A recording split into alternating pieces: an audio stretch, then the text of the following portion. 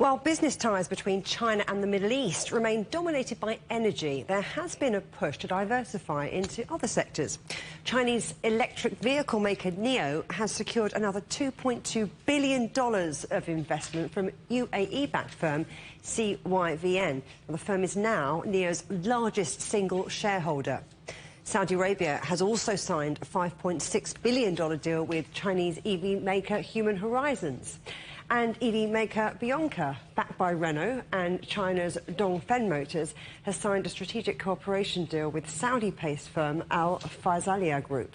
Now, that collaboration aims to boost the premium EV market in the Middle East. Marc Ostwald is Chief Economist and Global Strategist for ADM Investor Service International. Great to see you again, Marc. Now, let's talk about this, what's happening with EVs, because this Abu Dhabi fund now has a 20% stake in NIO. So what does all of this mean for the EV market, and what does it mean for China-Middle East ties? I think the ties between China and the Middle East are definitely deepening. NIO's cash burn has been really quite alarming at times, but that's what happens when you're basically trying to heavily market yourselves and infiltrate a market which is obviously, for the time being, still globally dominated by Tesla.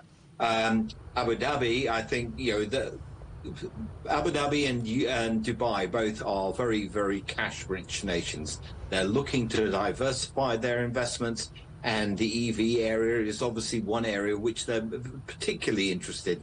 It may seem sort of counterfactual being large energy producers, but actually the whole renewable sector is actually making a big advance in the Middle East, and this sort of tie-up is in their interest, particularly with the amount of diversification that their sovereign wealth funds need to do.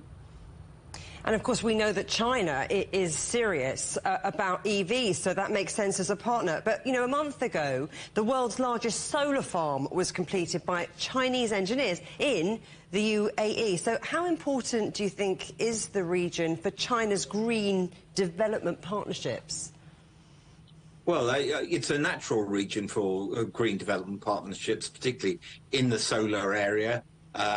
Dubai has recorded the lowest price for solar energy a long, long time ago. It's almost a decade ago, proving the viability. Particularly in a sun-rich region, it's the perfect energy source, and it also allows them, basically, to diversify their local economy, which is absolutely critical, perhaps even more so for Dubai than Abu Dhabi.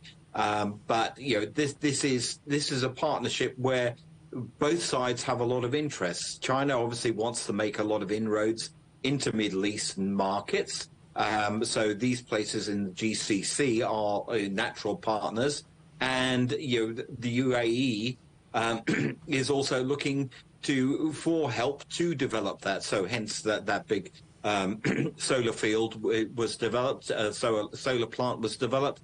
And the partnership can expand, and at least it's not fraught with the sort of tensions, and I think this is the other aspect of it, as it would be if it was with the EU or the US. So what's your outlook then for China's partnerships with Middle Eastern states? I think it's going to be very, very positive. I think, to be honest, everyone's interest is in actually developing stronger partnerships with the Middle East.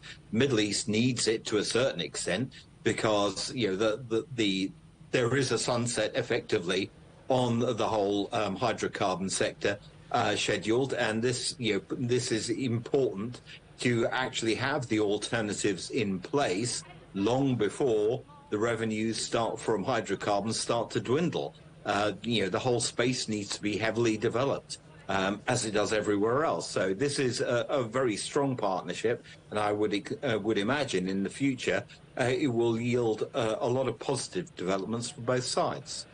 Marc Ostwald, thank you very much. Always great to talk to you. Thanks.